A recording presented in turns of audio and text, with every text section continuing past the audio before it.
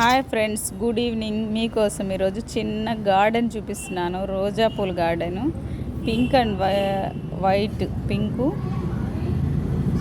నాటు రోజా పూలు, తెల్ల రోజా పూలు, pink, dark pink, light pink rose flowers ఒక దగ్గర మేము వెళ్తే అక్కడ ఆ వెనకాలంతా వేస్తున్నారు. అవి చాలా బాగున్నాయి. అందుకే ఈరోజు వీడియో తీసి మీకు చూపిస్తున్నాను. మీరు చూసి ఎంజాయ్ చేస్తారని.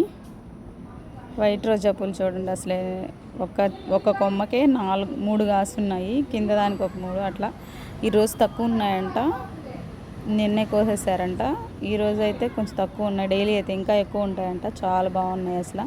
నాటు రోజా పూలు ఒక్క చెట్టు వేస్తే చాలండి, అది వ్యాపించేస్తుంది. బతికితే బాగా వస్తాయి, లేదంటే అంటే ఎక్కువ పూలు కాయవు. వేస్ట్ వాటర్ కూడా వాటికి పెట్టేసి అటు వేస్ట్ వాటర్తో ఎప్పుడైనా మామూలుగా పైప్తో పట్టేసి చేస్తున్నారంట. చూడండి ఎంత బాగా వచ్చేస్తున్నాయి, చాలా బాగా వచ్చినాయి రోజా చెట్లు అయితే. చూడండి, వాటి మధ్యలో టెంకాయ చెట్లు, మళ్ళీ క్రోటన్ చెట్లు ఉంటాయి కదా, కట్ చేసుకునేవి, అంటే మనం షేప్స్ కట్ చేసి పెడతాం గ్రీన్ కలర్వి అవి. మళ్ళీ ఇంకా క్రిస్మస్కి ట్రీని డెకరేట్ చేసుకుంటాం కదా, దాని పేరు గుర్తు రావట్లేదు, అదైతే ఉంది ఇక్కడ.